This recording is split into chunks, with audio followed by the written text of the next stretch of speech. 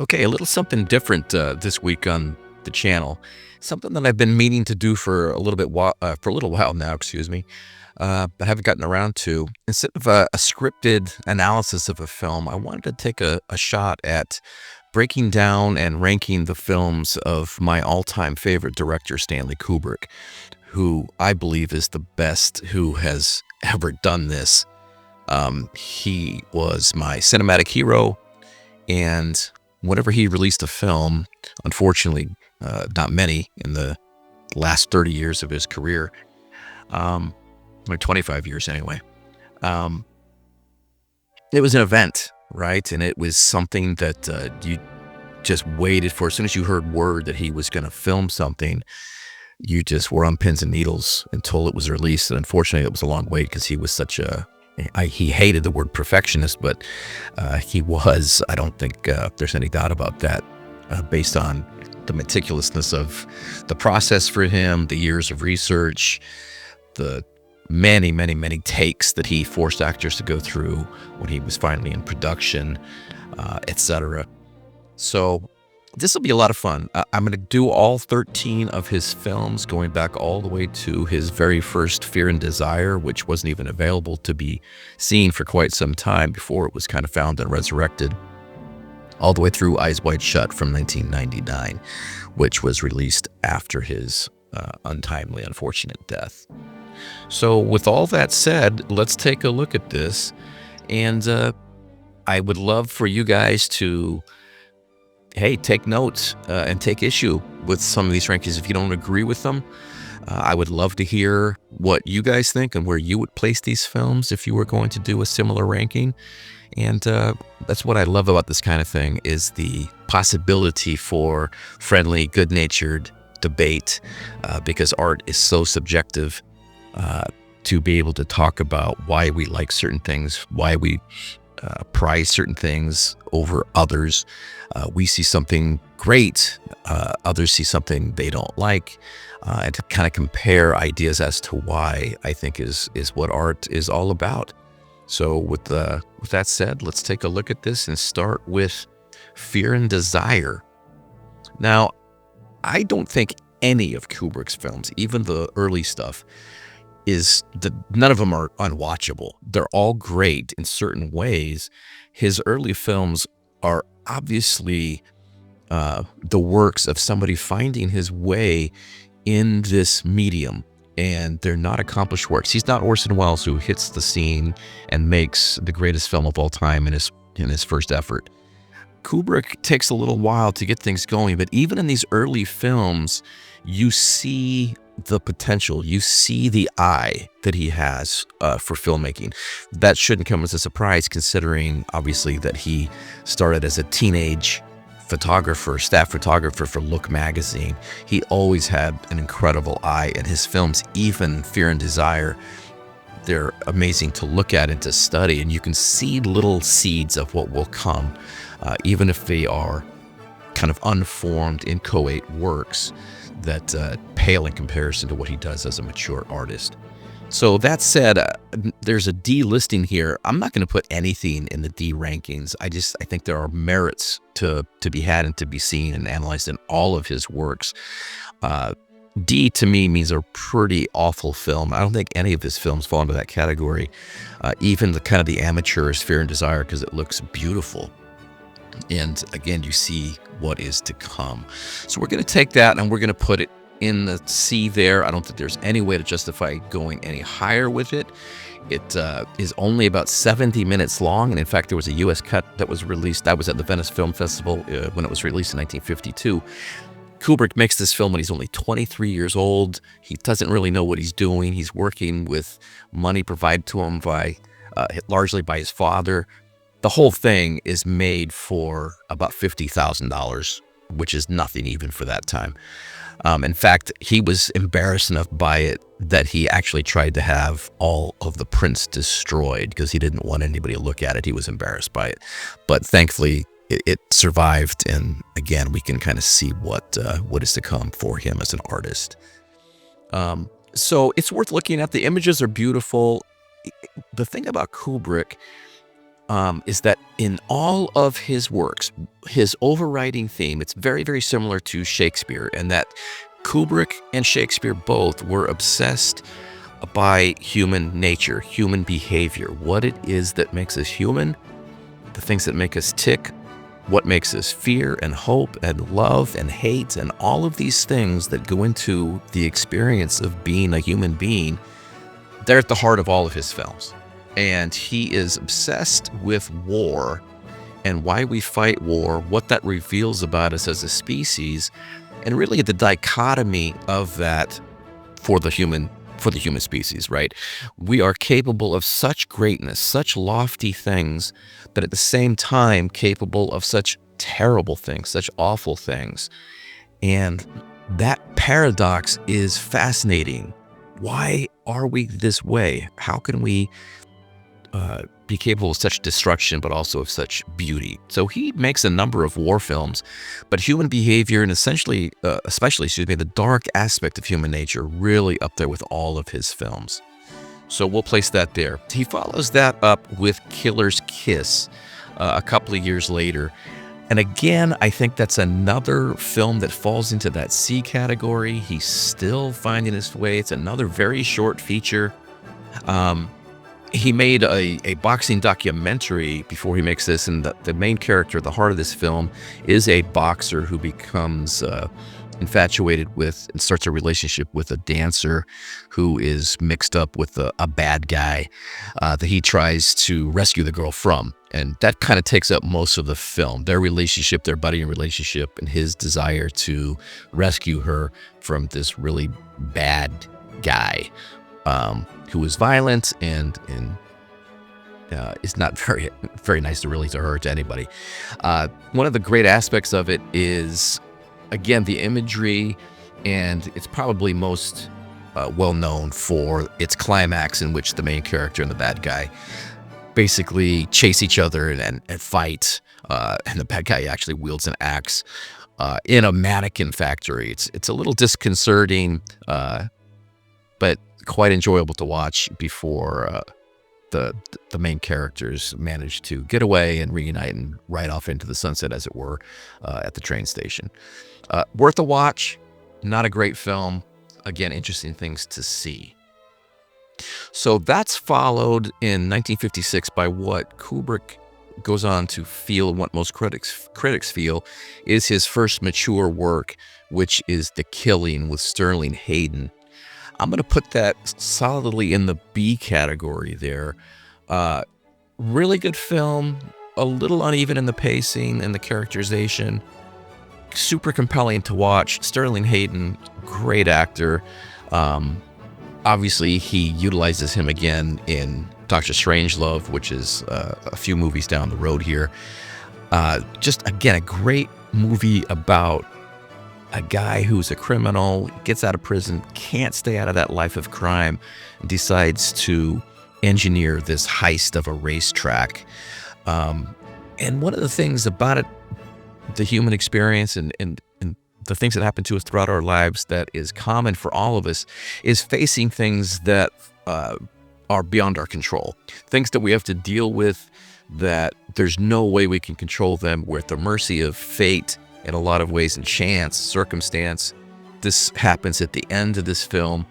This film always reminds me of Treasure of the Sierra Madre in a lot of ways, where you have this dark look at human nature, an attempt to get rich quick, the problems that result from that, the treachery and the falling out among people when money is involved, like that. And like Treasure of the Sierra Madre, when it becomes at least obvious, or we'd like to think that they're going to get away with it, and we're actually kind of cheering for them to do it, to get away with it here. He gets to the airport, he can't check his bag in which he has all the money stowed, and he's forced to check it. And of course, when it goes to be driven, all the luggage out onto the plane, a dog runs out onto the tarmac, the baggage handler has to swerve the cart, the suitcase falls off and opens, and all the money is scattered away by the wind created by a propeller, an airplane propeller. Very similar to Treasure of the Sierra Madre, where the gold dust is blown out of the bags and back into the desert. These forces of nature, these things of chance that screw things up, and all of these efforts to do this are all betrayed in an instant by something out of our control. And Sterling Hayden is just resigned to the fact this isn't going to work, and he's a victim of fate. He doesn't even try to run, despite his girlfriend kind of urging him to, and he just kind of accepts what's coming. All right, this is followed by Spartacus, which is going to be the first A film here. This is really Kubrick's first just fantastic film that has stood the test of time, considered a masterpiece by a lot of people. One of the great handful of anti-war films ever made, right there in that top tier of, if you're going to show somebody or talk about what an anti-war film looks like, this is right there as a patented example. Kirk Douglas, who I like and kind of not dislike, but I'm not crazy about some of his roles. He can be very over the top, very melodramatic at times, and he can be in this too, but he seems to make this work. I think the role kind of calls for it, as he plays this officer in World War I who finds himself trying to carry out this absurd, doomed attack on what's termed the Ant Hill by generals who simply want to take a chance on something without regard for human life, to make it look like they're bold and provocative and doing something to win the war, when even they know this thing is going to be doomed to failure, and they really disregard the men who are going to die as a result. It doesn't seem to really bother them or weigh into the equation, but it really does bother Kirk Douglas's character. And it's such a great movie about, again, human behavior, what we do, the cost of war, the tragedy of war, the horror of war, and about these men who are forced to do this against their will. They have no choice. And how at the end, when the attack obviously does fail, somebody's got to be the scapegoat. Somebody's got to be made to pay for it. It's not going to be the generals, right? It's going to be the little guys. It always rolls downhill. And so a handful of men are charged with cowardice, and they go through a sham trial, and there's an execution, so we can say somebody had to be held accountable. It's a real tragedy. It's poignant to watch. The performances are really good. One of Kubrick's patented kind of great things that he uses here is, during the trial sequence, has the men standing there on this checkerboard floor. And Kubrick, who had a lifelong obsession with chess, makes it very clear that these men are simply pawns. They're little cheap chess pieces to be kind of sacrificed in the name of winning the larger game in the big picture, that they're just tools to be utilized. But unlike chess pieces, these are flesh and blood men with hopes and dreams, who were sacrificed really without regard by the guys in charge of the war. Beautiful film, memorable ending that's kind of polarizing. Not everybody loves it, where Douglas and his men go into an inn, a pub at the end, and they are all captivated, by a German girl who sings a song, and all of their revelry and is kind of brought to a halt, and everybody gets emotional. And it's Kubrick. It's very uneven for a lot of people. I don't understand how this ties together with the theme of the rest of the film, but in that moment, they're all reminded of their humanity, and what is going on around them is kind of driven home.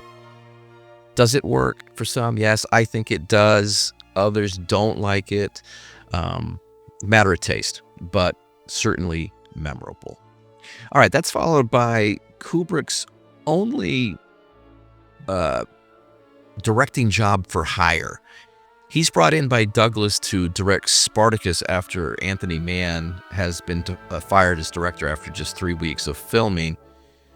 It's the only time really in a Kubrick film that he doesn't have total artistic absolute control. He's just a hired gun. It's beautiful to look at.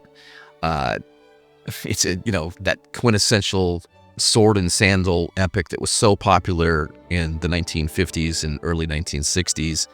And in fact, Douglas wanted to make it because he was upset that he wasn't cast as the lead in Ben-Hur, and that role went to Charlton Heston. So he bought the rights to Howard Fast's novel Spartacus and had that turned into a film. Brought in, again, Kubrick to kind of take over and do the job. Russell Meddy's cinematography is incredible. He won the Oscar for it. And Kubrick here has his chance to work with just, for the first time, some huge big-name actors. Charles Laughton, Laurence Olivier, Peter Ustinov, and Douglas, Tony Curtis. Just amazing cast.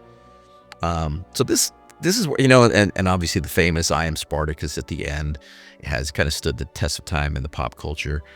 It's worth the watch. It's interesting, especially knowing the backstory of how Kubrick got here. And he has some really interesting camera work that he pulls off with Meddy. But not in that S tier, not one of the masterpieces, but is interesting.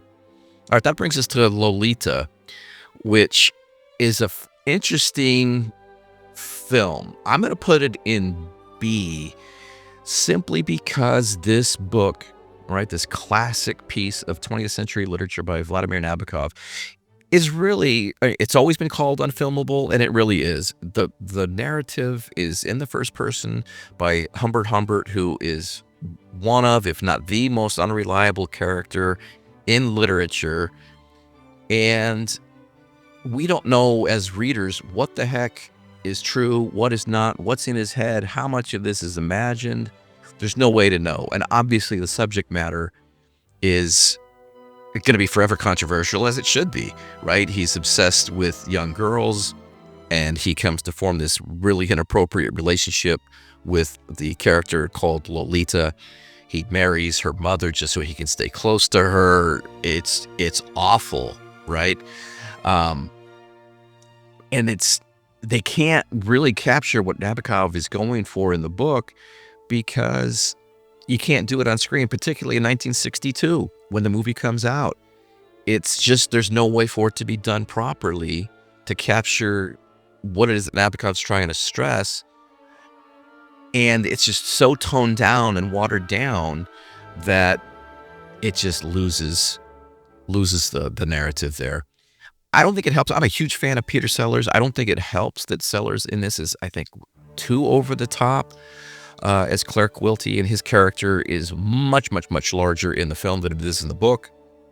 And I just think it's really uneven, despite James Mason's performance, which is really good. And Sue Lyon as Lolita is really good, especially considering she was just 14 when they filmed this. Those things are good. Shelley Winters is good as the mom. Overall, though, just not great. Good, not great. Okay, now this brings us to Kubrick's prime.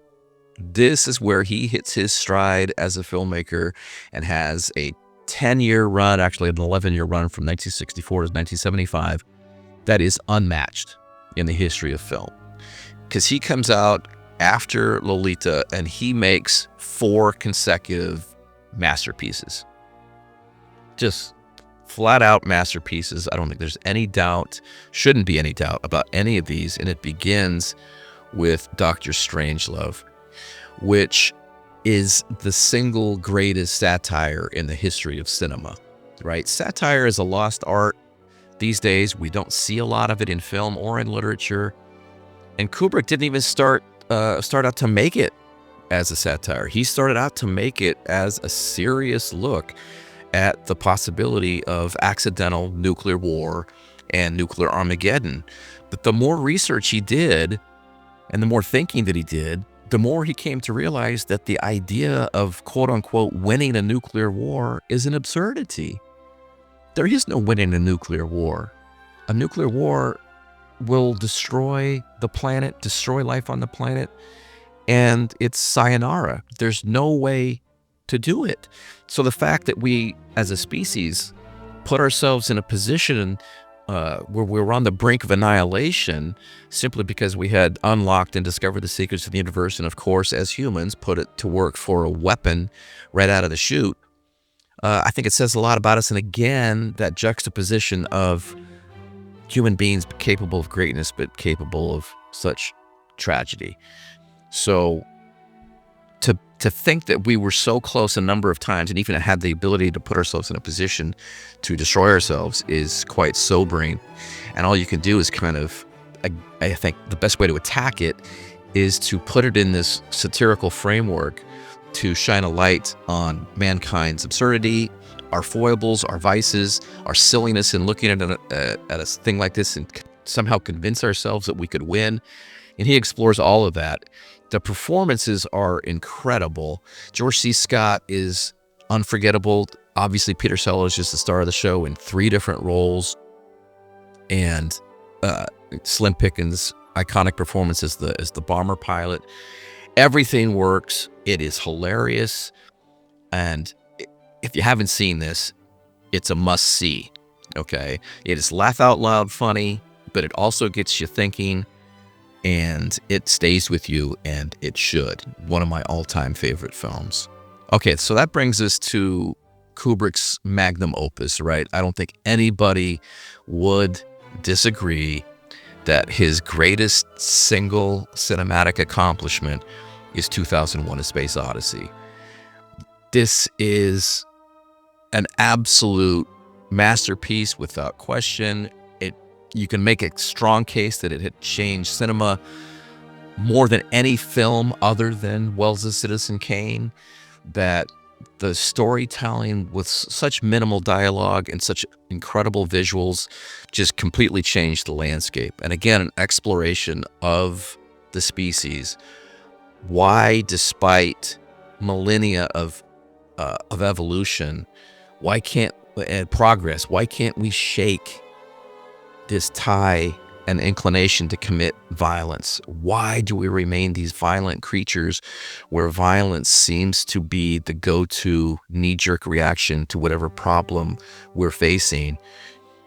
We can't seem to shed that. If we're destined for greater things as a species, at some point one would think we have to get rid of this violent aspect, but we've shown no potential for doing it yet, which makes you wonder if it's there at all. And Kubrick is constantly asking us this question, to ponder this question of human violence, why we do it on both a massive and individual scale, and if we're capable of leaving it behind us and moving it forward. One of the great unanswerable questions. But his work here with Arthur C. Clarke, unbelievable. I have yet to see this on the big screen.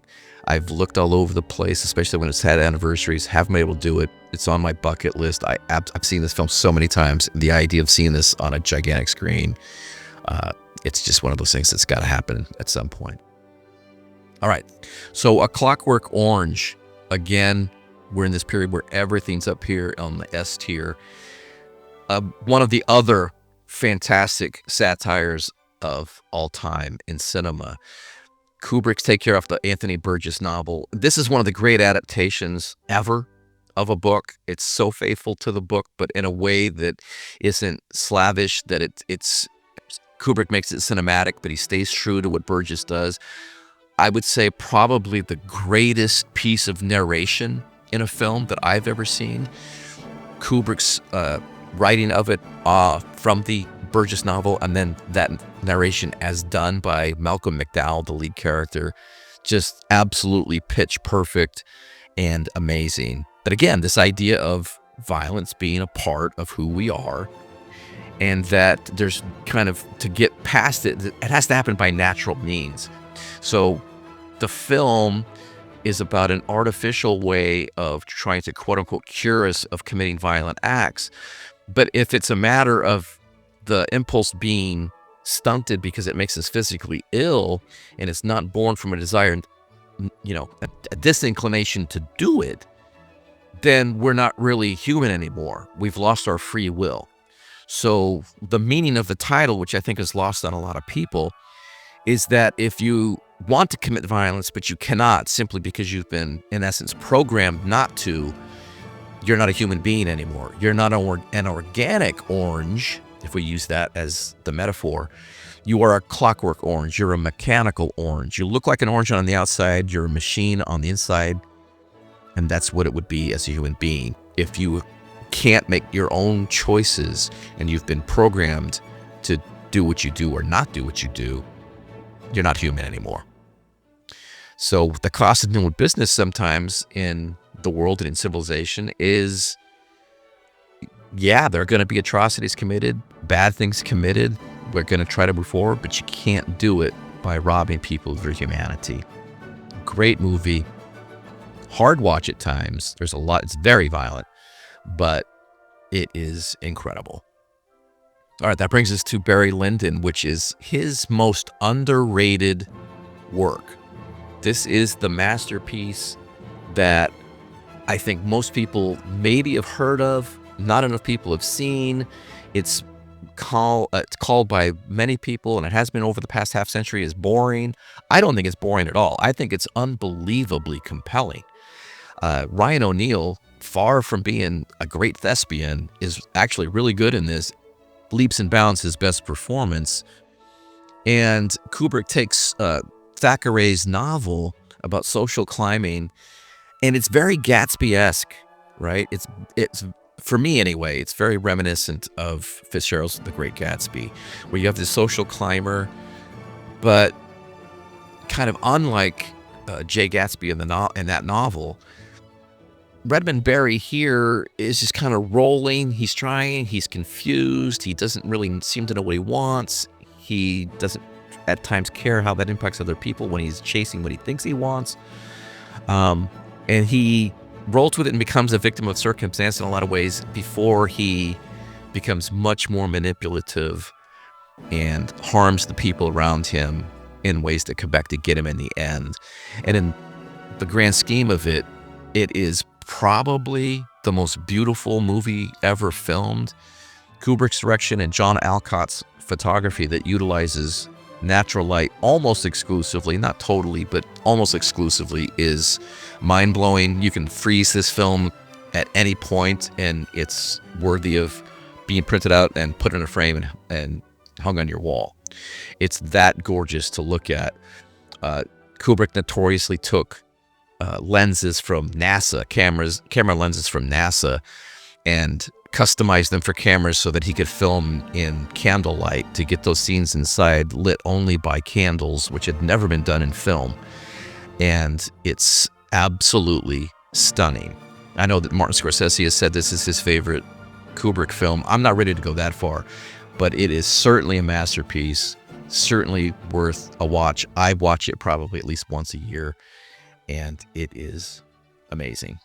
Okay, so that ends this amazing 11-year run from 1964 to 1975 that he has, that just bam, bam, bam, bam, 4 masterpieces in a row. Now, a lot of people are going to consider The Shining a masterpiece. It's amazing. I've already done a video about The Shining and what I think Kubrick is going for here in terms of taking a really interesting look and deep dive on domestic violence, in my opinion. Using kind of this horror narrative from Stephen King's novels, just simply a framework. But and there are obviously a million theories out there about what this film is about and what it means. And that's really, at bottom, the fun in watching that movie and breaking it down and having a discussion, because there are 8 million theories about what it means. Again, John Alcott, his photography, the interiors are obviously, it's not a real hotel. Those are sets built in England with an amazing, powerful light that makes it look like real light shining through those big windows. Nicholson's performance is also polarizing. People think he's way over the top. He goes crazy way too quickly. It's too one note. I think he captures exactly what Kubrick wants him to capture. And I think his performance is compelling. I think Shelley Duvall is incredible, despite or maybe even because of the abuse that Kubrick heaped on her during the production, which is not laudable, obviously. He got what he wanted. We can, just debate the means by which he got it, and it certainly wouldn't happen today. But a really interesting watch that's, as always, beautiful to look at, and a really good child performance by Danny Lloyd as Danny in the film, the boy who was this seeming supernatural power. Great watch, and certainly one that's open for discussion and debate. All right, brings us to Full Metal Jacket, another one I'm going to put in that A tier.